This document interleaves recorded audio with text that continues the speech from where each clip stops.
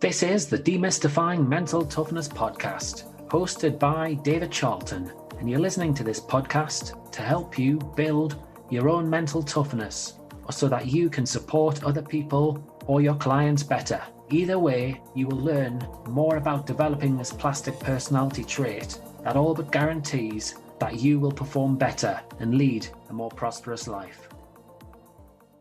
In this episode of the Demystifying Mental Toughness podcast, awareness and self-awareness are topics of conversation that we go on to touch on. In the podcast, in the past, on numerous occasions, I've talked about the importance of self-awareness if you want to make smarter decisions in your life and sport, and especially under pressure, which is what mental toughness is all about.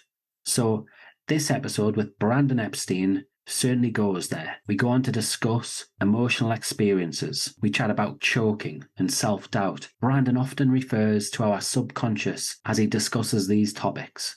I hope you enjoy what he had to say and take away some helpful messages. Hi, Brandon. It's great to meet you. Would you be able to share with the listeners a little bit about your background and your interest in the mental side to sport? Yeah, absolutely, brother. So the last 15 plus years, I've been involved in mental performance, working with professional athletes. I'm over here in the US, so I'm working more with NFL players, so American football, baseball, professional boxing, MMA, and also with a lot of business owners and other high performers like that. And so really what I believe I bring to a lot of these guys is this framework that we've been programmed to fail. So most of these guys don't understand this. They just believe that like life happens to them and then they feel bad or good or whatever. And then the next event happens, they feel bad or good, and it just repeats itself. And I help them kind of reverse engineer their feeling experience and actually understand that, no. You see, what's happening is the external world is being consumed by your five senses. It's coming in, it's running through your programming, and you're creating that experience for yourself. And so really what I do is I show people, and really most high performers are interested in this, right? Let's be honest. Like a lot of people don't really care. They want to go through the motions of their life and they're not necessarily interested in being their best. But for the person, the listener who actually is like, I want to be great at my sport. I want to be great in my business. I just want to see how I can get to that 10 out of 10. You're going to want to go inside and understand, is all my subconscious programming that's making me feel good or bad in any moment actually aligning with the outcomes that I desire for my life? And so that's what I help clients to do. And I call myself a mental performance coach, but definitely also an entrepreneur. I built a YouTube channel with over 1 million subscribers, 120 million views. So definitely have experience there as well. But these days, I'm mostly full-time working with clients. So going back to that, I suppose being programmed to fail there, do you think a lot of people are very guilty then of being like reactive as opposed to proactive with the mental side? Yeah, absolutely, man. Like, so, in our psychological terms, most people are unconsciously incompetent, right? They don't even know why they feel good or bad in any moment. So they haven't even gotten to that first step of awareness. So of course, everything is going to be reactive because they're not even aware of their experience in the present moment. So it's just like life happens. Like, can you believe that person did that to me? Instead of internalizing, being able to understand, wait a minute, what am I believing to be true about what that person did or said that's making me feel bad right now? And actually having that awareness of they're creating that experience, right? And I love like the metaphor of just like two people watching the same TV with like a president or a prime minister or whatever on it. And like one person is just like giddy, clapping their hands together. I love this guy. The other person's like, can you believe that? And they're just fuming with rage. It's like, it's such an obvious example that has very little to do with that person. It has everything to do with our own internal programming that creates the experience for us. That's true. It's amazing as well, like how many people I suppose lack self-awareness. I know a question I like to ask people is, what do you look like? Or what would other people see in you when you're at your best? And they're clueless half of the time.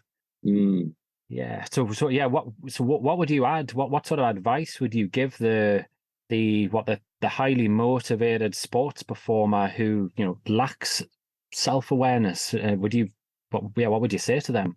Yeah. Well, I'd first ask them, like, do you want to go down this path? Because this is like literally your Matrix moment, right? Where Neo is sitting with Morpheus and he gives him the red pill and the blue pill. Because there's no going back once you start down this path. If you want to take the blue pill and like you want to stay comfortable, just keep going through the motions and that's fine. But if you take the red pill and you go into this state of awareness, your life will never be the same again, because you're going to realize that life isn't happening to you. Life is happening by you in every given moment. And that's a big responsibility, right? That's kind of like a lot to swallow when you start. And, when you go down this path, you can chunk it down. You don't have to figure it all out at once. But when you realize that you're the creator of everything you experience in your reality, and right, for a lot of people who are super rational minded, they'll try to be wrapping their mind around this. What do you mean I'm the creator of everything in my life? Well, bear with me here. Once you start to chunk things down into like how your emotional experience starts, which is just that awareness, you'll start to build towards being able to see how you create your reality. And so that first step of gaining awareness, if you want to go down this path, is to simply be able to pause right now, even right now in this moment, take a deep breath in through your nose, exhale down into your feeling body, and power down your thinking, rational, figuring it out mind, because that doesn't matter, right? Doesn't matter where our thoughts are. That's not our feeling experience. We want to become aware of how it feels to be us in the present moment. So we power down the thinking mind, and we don't go, well, I'm going to do mental math. All right, so my boss yelled at me today, but my kids are healthy, and you do this math, so I guess I'm doing okay. No, we're not doing that. What we're doing is we're feeling into a present moment experience beyond any thought, and just feel, what does it feel like to be you right now? And if you can sit into that question, what does it feel like to be me right now? Something will emerge, right? I'll feel anxious, or I feel excited, or I feel peaceful, I feel engaged, I feel interested, whatever it is. Boom, right there, you just started going down the rabbit hole by simply asking yourself, what's it feel like to be me right now? And stepping into a state of awareness. That's interesting. And one thing I thought about there was, when you're talking about feeling, so many athletes out there want to feel confident, don't they? You often hear that. But when you're starting some work, I just want to feel more confident in different situations. So yeah, what's your message for that person? Yeah, no doubt. So here it is, like that feeling experience of awareness is our kind of rabbit hole down into everything. And so what I would have someone do is like, okay, I want to experience confidence. Well, I'd have them think of a situation where they've struggled with confidence. So the lack of confidence, right? Maybe it's like, maybe they're feeling insecure, right? Whatever that opposite of confidence is for them. Maybe they're feeling self-doubt, whatever that emotional experience is. I actually have them find it in their body, because if we want to actually get to a place of confidence, we have to uncover the programming that's making you feel the self-doubt or the insecurity or that emotion. And so it lives in the physical body. It doesn't live in the head. It lives in the physical body. There's energy stored in the body. And so these type of emotions are actually held in the energy centers of our body. And so that feeling of like self-doubt or insecurity, it really comes from fear, right? It's like that fear of I'm not enough to meet the demands of this present moment. So everyone, if you really feel into that right now, if you're having this experience, you're going to feel it in your solar plex. You're going to feel it in your upper stomach. So everyone feels fear and anxiety. That's where, like, that's the epicenter. That's where it lives, right? And so if you feel into it, I would ask you, okay, so you're feeling this fear of not being able to handle this moment, right? And you have to continue to pull yourself out of your thinking mind, because the ego will go, no, actually, I'm fine, right? The ego will go, no, I'm fine, no, I'm fine, no, I'm fine, no, I'm fine. Once you start to bring it into the fear, it wants to run away from it. And it's like, no, I'm cool, man. I'm actually fine. Leave me alone. So you have to resist the urge to go into the thinking rational mind and keep pulling yourself down into the fear. And this is why I said, like, this is serious work. This is not easy work. This isn't fast food. We're not swinging by McDonald's real quick to get this meal. You're sitting down into the emotion. You're going to be here a while. You're going into the fear that's present there, that's causing self-doubt, insecurity. You're feeling it all the way. And then you're asking yourself, what am I believing to be true in this moment as it relates to that area where, whether you're on the football pitch or in the boardroom, wherever it is, where you're feeling like you want more confidence, what do you believe in to be true that is creating this fear in this moment? And you sit into that and you see what starts to bubble up. And so someone might be like, well, I believe I'm not fast enough. Okay, maybe that comes up, right? And it's not going to just be one thing. It could be a lot of things. Well, I believe I'm not experienced enough, right? Maybe it's a first-year player and they're like, or maybe someone who just got a job. Well, I believe I don't have enough experience to do this.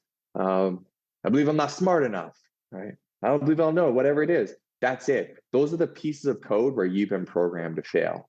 And so one by one, we're accepting those. We're going to accept it. It's usually what we do. The ego wants to protect itself, so it tries to run away and suppress and push down. No, we allow it to come up. We fully accept it. We sit into it as long as we need to until it's just kind of like, okay, fine, we give up, right? We kind of like just surrender to this feeling, this belief about ourselves that's creating this feeling.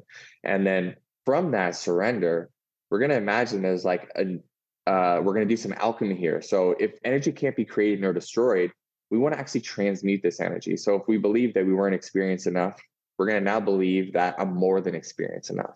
Right.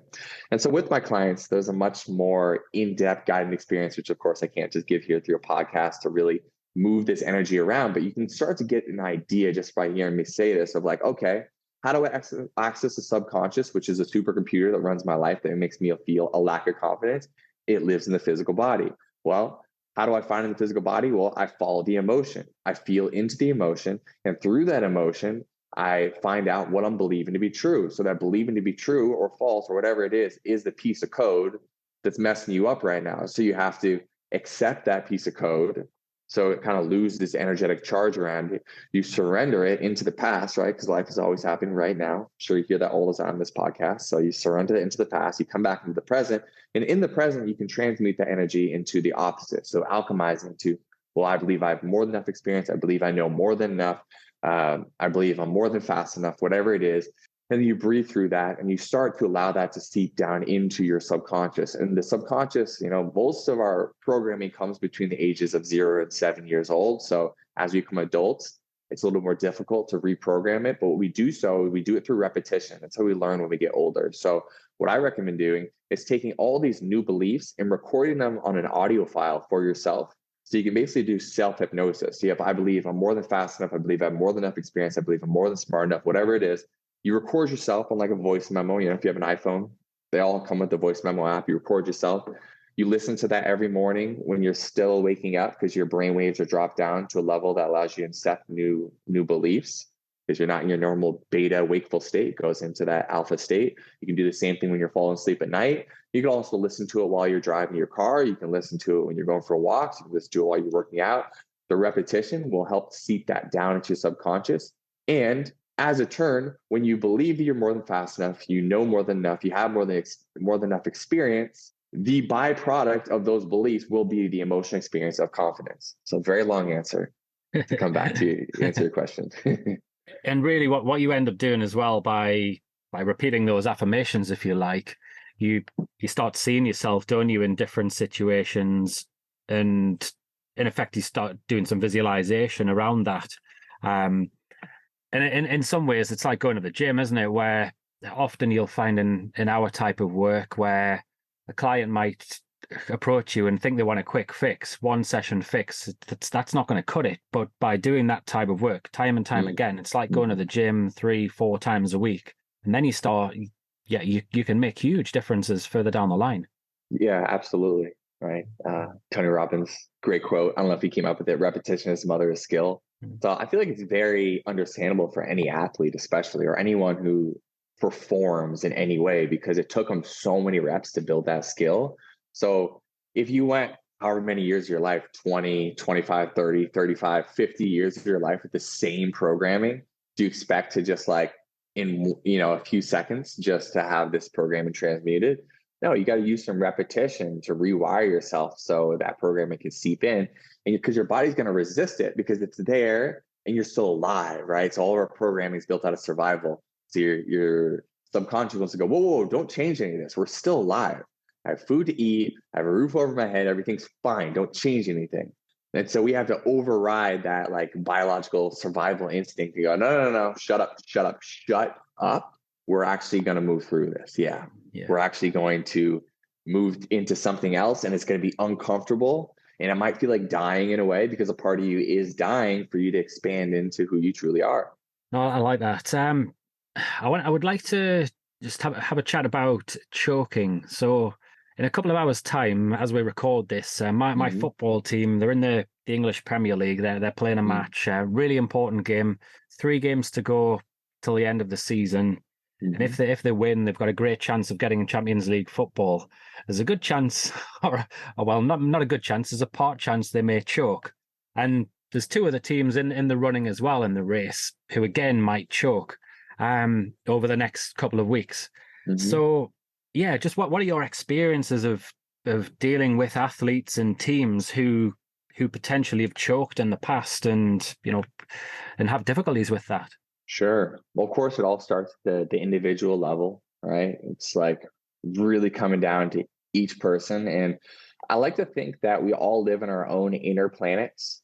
So if you like close your eyes and you're with yourself, it's like you want to live in this beautiful inner planet where it's just like lush trees and flowers and flowing clean rivers and lakes. Like you want to be in there and be like, oh, it's just so nice. Like I want to be in here, right?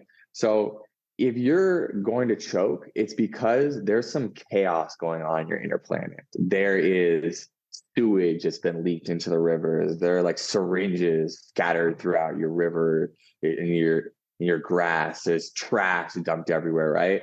And so what you need to do on the individual level is start to identify that even before those big moments come, because right as the pressure goes up, we get exposed and all that trash that's in our inner planet is going to be exposed. And I really, view that as programming. And so what I would do with the individual is that I have them, feel into how they're feeling on the individual level going into this upcoming match and just see, is there any fear there? Is there any self-doubt? Is there any like excessive worry or nerves that go beyond what would be beneficial?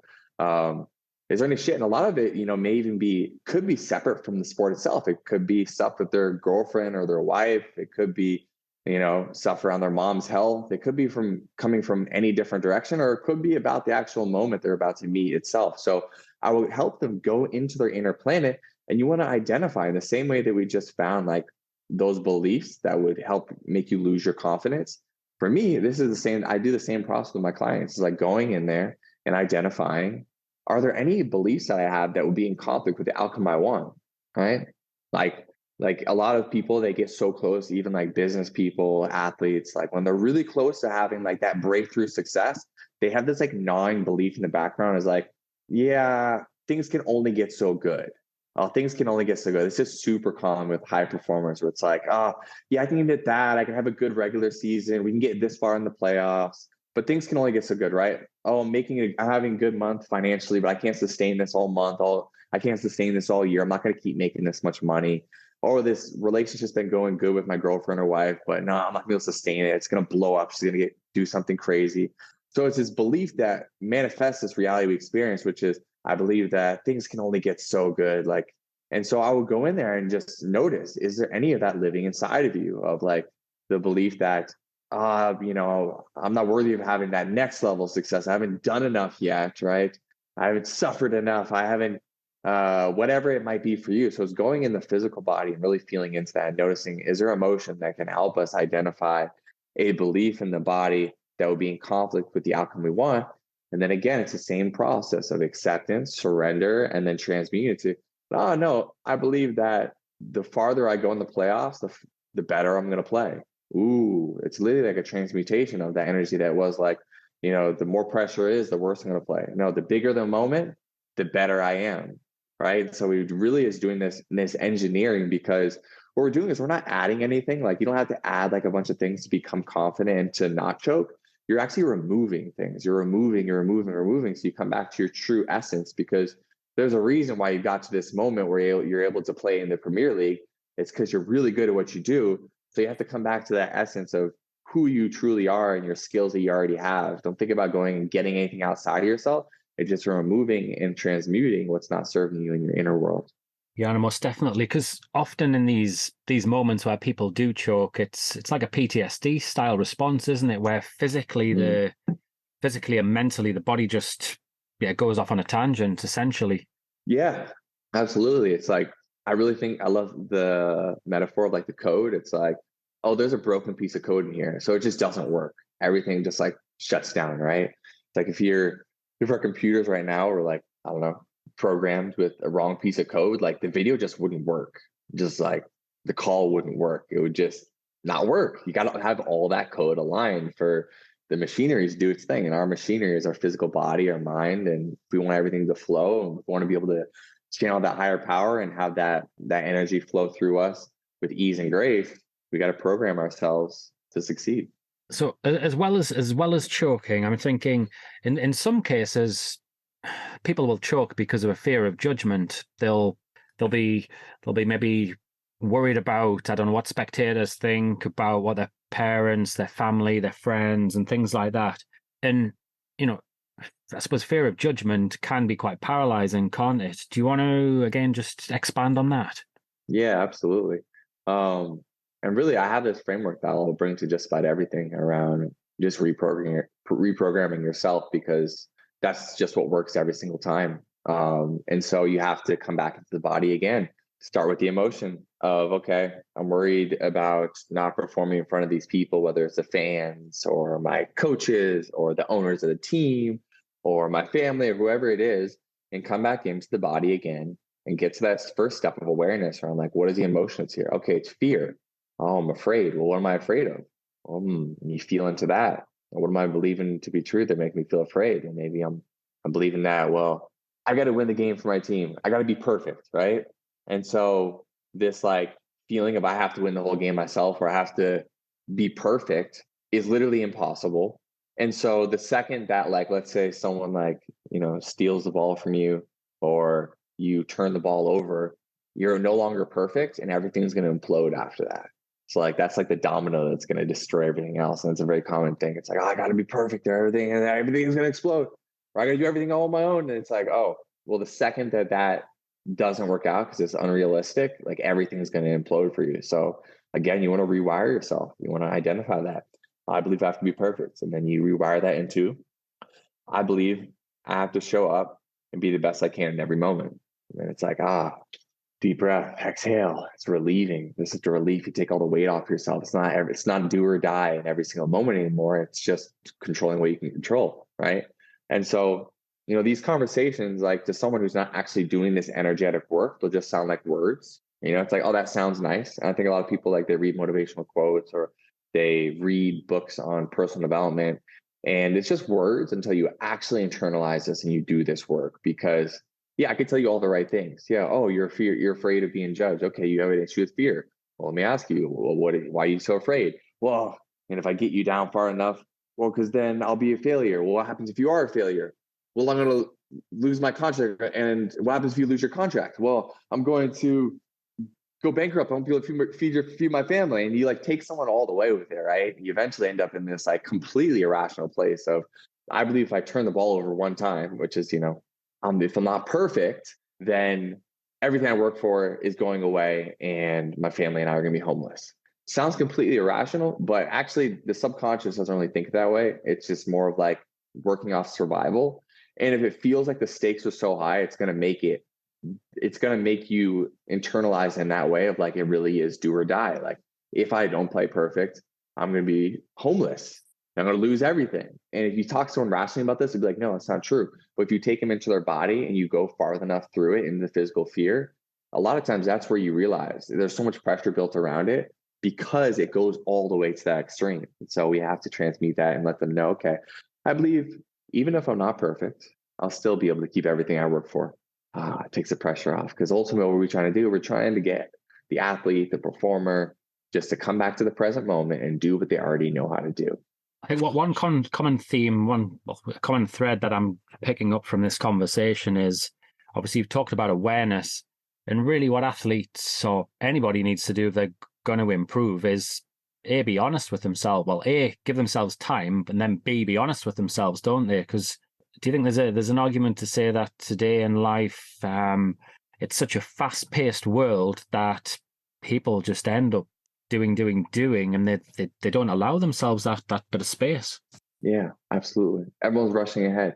Right? Everyone's over caffeinated. Like in my coffee, start the day with coffee, and then I'm rushing ahead. And what's the next thing I have to do? Okay, I'm in a meeting. Well, I got the next thing. What's the next thing? What's on my to-do list? Oh, I got to get through this next to-do list item, right? I got to get what's the next thing. Or, and then in between, we're not even chilling. We're picking up our phones. Okay, what's going on social media? What's going on my email? What text I haven't read yet? So there's not even this space to sit into the awareness of what is it like to be me right now, because we're so distracted. We're so rushing ahead. We're rushing and rushing and rushing. And so, like you said, yeah, the first step is like slow down, right? Reject the fantasy of what good thing could happen in the future. Reject the story of what you're running from in the past and just breathe into the present moment and just get into that awareness of, okay, what's it like to be me right now? And from me right now, what do I need? And how can I get myself back into this place of just conscious inspiration? Where can I be consciously aware of my experience and then move from a place of inspiration instead of just like automatic doing, rushing ahead? I like it. We're going to get ready to wrap things up. Based on what we've spoken about, are you able to give the listeners 3 key takeaways from the conversation? Yeah, absolutely. The first key takeaway is going to be just this acknowledgement, which is like, this is the awakening, right? This is the Neo moment. You just have to acknowledge you've been programmed to fail. And for better, for worse, like I'm working with some of the most successful people in the world who make millions of dollars. They're still programmed to fail in some way. Like we're all strong in some areas and we're weaker in others. So just like the acknowledgement of that, so we can see the room for growth. So not to be a victim. It's just the acknowledgement, be like, oh, wait a minute. I've been like maybe operating at 8 or 9 out of 10, and there's a 10 out of 10. So the acknowledgement of that. Then once you awaken to that, the second key takeaway is that your entire experience starts with what's it feel like to be you in the present moment. And just giving yourself times in the day. And if you want to even anchor yourself into this, you can set alarms to go off maybe 5 times a day for the next week, just to ask you, how does it feel to be you right now? Just to get yourself back into that habit of just being aware of like removing the distraction, stop rushing ahead, come back to the present moment, because life is a feeling experience. We're looking to create specific feelings we want to live. And so you can't navigate to a new feeling until you're aware of the feeling you're having right now. So that's the foundation for everything, awareness. And then the third key takeaway would be understanding that the external world is not creating your feeling experience. It's not the things out there that are bringing out these feeling experiences in you. It's your own internal programming. So you literally have subconscious programming in the form of beliefs. So whatever you believe to be true, you're going to make that true. So you'll delete, distort, and generalize reality to make it fit your beliefs. So the third key takeaway is just get to a place of awareness around what you actually believe to be true and see how that's guiding your internal experience. So stop blaming other people, stop blaming external outcomes, and literally turn the mirror around and look at yourself and just go, okay, what beliefs do I have right now that are not in alignment with the goals and the outcomes I've chosen that I want for my life? Yeah, no, it's very true. That especially that last point where you talk about beliefs, our beliefs, expectations, the story we tell ourselves. It often is our reality, isn't it? And it is the thing that holds us back. Well, that's it. Holds us back and propels us forward. Yeah. Whatever way they're directed. So, whereabouts can the listeners find you, Brandon, if they want to reach out to you? Yeah, absolutely. I put a lot of content out on social media, so you can find me on Instagram, Brandon Epstein, and then _. You shoot me a DM if you want to reach out to me there. Anyone who wants to start to go down this rabbit hole as well, I can give you a link. I have a 7-day mental reset that I think that is really beneficial for anyone who feels like I'm just overwhelmed and I want to get to a state of awareness, but where do I begin? This reset's amazing because it helps you just block out a lot of the distractions and just come back to yourself, start caring for your mind, your body, your spirit, and become aware of what's needed to navigate forward. So I'll share that link with you after this call, and you can put it in the show notes because most people listen to podcasts. I'm not going to like, let me write this down right now. So we can put it in the show notes. But yeah, generally speaking, I'm on YouTube. Look my name up, Brandon Epstein. Instagram, you can hit me up, follow along with the content there, Brandon Epstein _. And then you've got a book coming out in November time as well. So yeah, the listeners can keep an eye out for that. Definitely. Yeah. Follow along with me on social media or join that mental reset and you're going to get access to that book. Excellent. Well, really enjoyed the conversation, Brandon. Yeah, a big thank you for your time. Yeah, brother. Thank you so much for having me. Really appreciate you.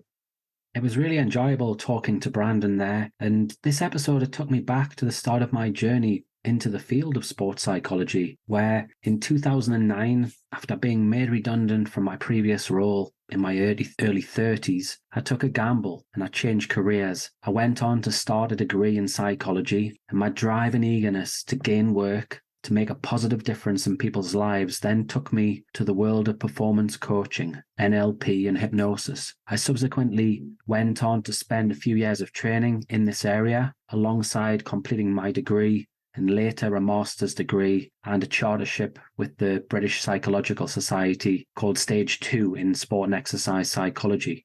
Personally, I found this training route hugely helpful. Came across a large number of very clever, creative and skilled practitioners. Today, I still use some aspects of performance coaching, NLP and hypnosis in my work. There are additional tools in my toolkit, you could say. Now, so you're aware, NLP and hypnosis are contentious topics of conversation with psychologists. As registered practitioners who spend around a minimum of 7 years to qualify, evidence-based psychological tools and techniques are chiseled into us. They're regarded as essential in the field. And when I look back, I can now see benefits and huge differences in the way that registered psychologists operate in comparison to those who have a background in NLP and hypnosis, though I can't generalize right across the field. So for me, I feel a much better and well-rounded practitioner now that I did train in that way. I've now got a much bigger, larger array of tools in comparison to the performance coach I once was. You know, going back to this episode where the subconscious part of our brain was talked about a lot, and this is so important. If we do think about sports such as cricket or motorcycling, for argument's sake, you're faced in cricket with a fast bouncer from a bowler. It's over in the blink of an eye. Or as a motorcyclist, you could have to make a split-second decision, which could be a life or death decision, really. And so there is a place for working with the subconscious, as Brandon states.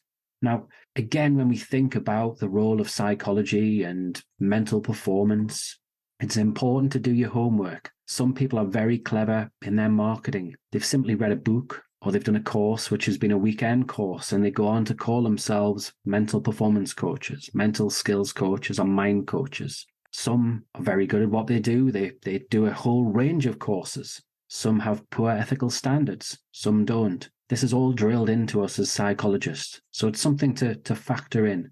Also, a little food for thought. Should you wish for further details on choking, which was discussed in this episode, please check out my Instagram feed at Mental Toughness Matters. There's a lot of good content on there this week to help you. Until next week, have a great time.